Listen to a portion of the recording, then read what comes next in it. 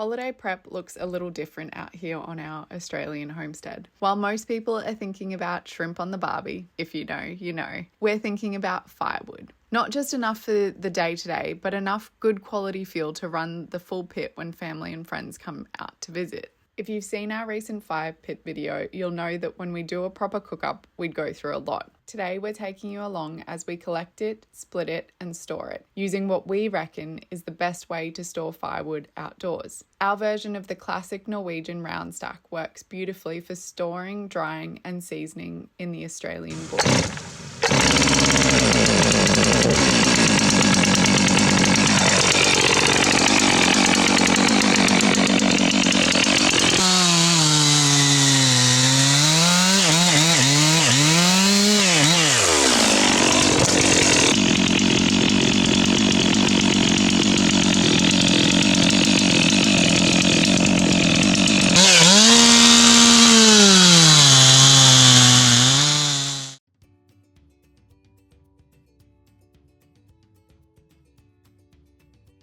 Stick around to the end because we'll also answer the question about whether this setup and other outdoor firewood storage options are actually snake-proof.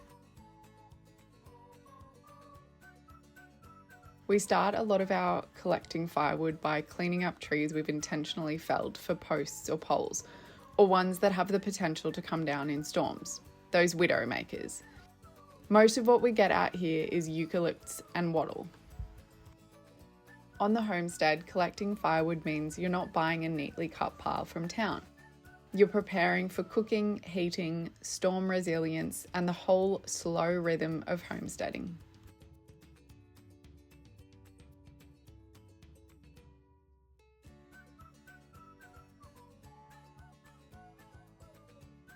Keegan was thankful that today was just a little scorpion and not a hive of ground wasps swarming him.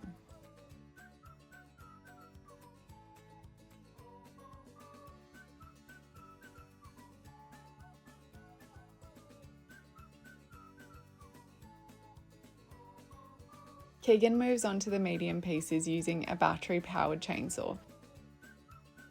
The Milwaukee battery-powered chainsaw is the one we reach for the most. These aren't kindling, and they're not the big rounds. They're those in-between branches that make perfect fuel for our smaller fire pit or help get bigger logs going. Some of them will still need to be split later. This mix of big rounds, medium cuts, and smaller fuel is all part of our method of how to make a good fire.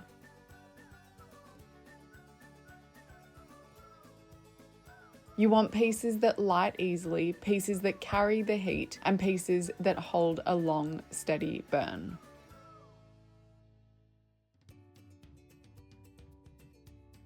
Then it's time for the smallest pieces. Kindling is the secret to every good fire. Whether it's campfire cooking, wood fire cooking, or just keeping the pot simmering in your off-grid kitchen. If you saw our fire pit video, you already know we take our fire prep seriously. It saves time later and makes cooking a lot smoother. We also keep the tracks clear as part of living self-sufficient out here.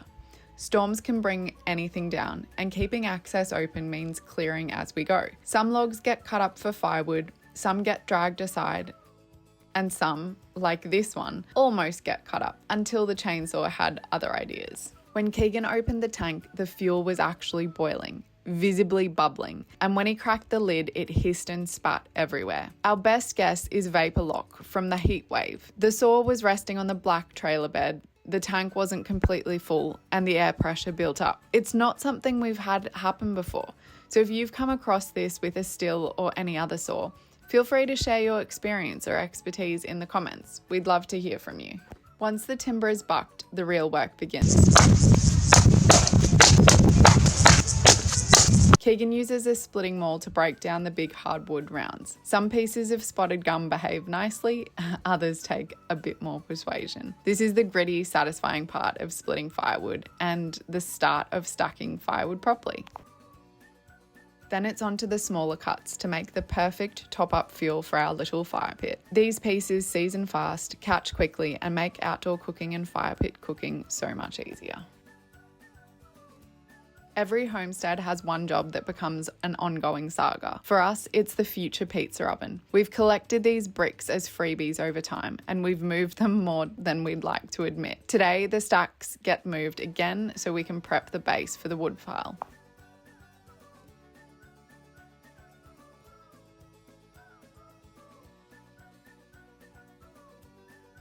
Keegan starts by levelling the ground. A solid base makes a huge difference. It keeps the stack stable, helps stop moisture wicking up from the soil, and even gives a tiny bit of relief from termites. Nothing's perfect out here, but every bit helps when you're stacking firewood.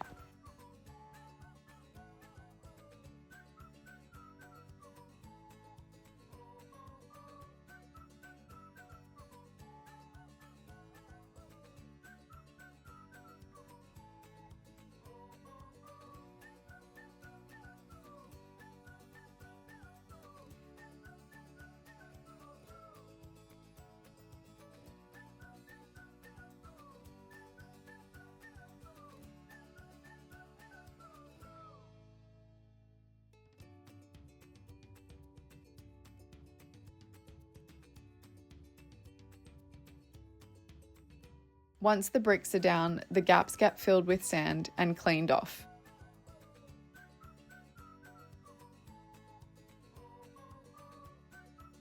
The blower always comes in handy. Then comes the fun part, wood stacking, Scandinavian style. The Norwegian wood piling method creates a circular wall of neatly split pieces on the outside, with the inside filled as loosely or tightly as you like. It's stable, looks neat and tidy, and incredibly efficient for seasoning firewood. This method means excellent airflow, faster drying, easy access, and a design that naturally holds itself together as it gets taller. No tarp, no racks, no perfect symmetry, just thoughtful firewood stacking. This is where we wrapped up for the day. Normally we'd go much higher, at least the same again. But between the heat wave and everything else we had on, this was enough for now. That's homesteading. Some days you finish the job, some days you just make a good start. Now, is this kind of timber stack snake-proof? Honestly, out here, nothing really is. The snake community will tell you wood piles tick just about every box snakes look for. Shelter, safety, and usually a few frogs or mice passing through.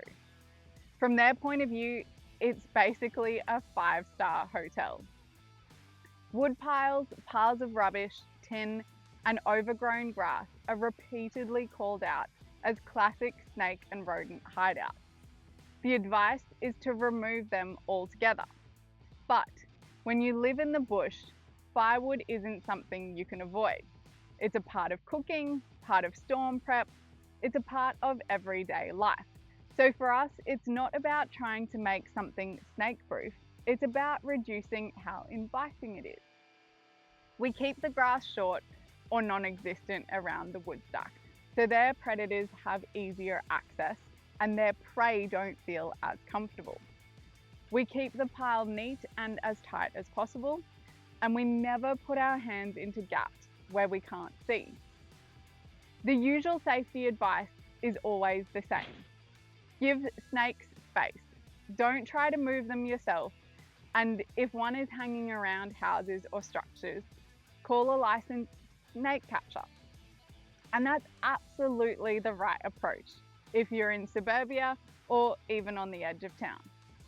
But anyone who's lived remote, worked remote, or spent time on stations will know that calling a snake catcher isn't always a practical option. Sometimes you're an hour or two from help, and you simply live alongside the wildlife. That's why some remote stations or work sites offer safe snake handling and relocation courses. We're not snake experts, not even close, but we do respect that snakes live here too. And honestly, if you've spent any time in Australia, you already know they show up in the strangest of places. They'll show up in our toilets, kids' toy boxes, in your water meter, in the small spaces under your wheelie bin, in your shoes, or most recently for us, above us in the shower gazebo. They're just a part of the landscape. So when it comes to this whole snake-proof idea, we're realistic. You can reduce the appeal, you can keep things tidy, but you can't pretend anything out here is guaranteed. If you found practical ways to make your firewood setup a little less appealing to our slithery neighbours, share them in the comments. We're always keen to learn from others' experiences. Until next time, that's all from us this fortnight at Wayback Estate.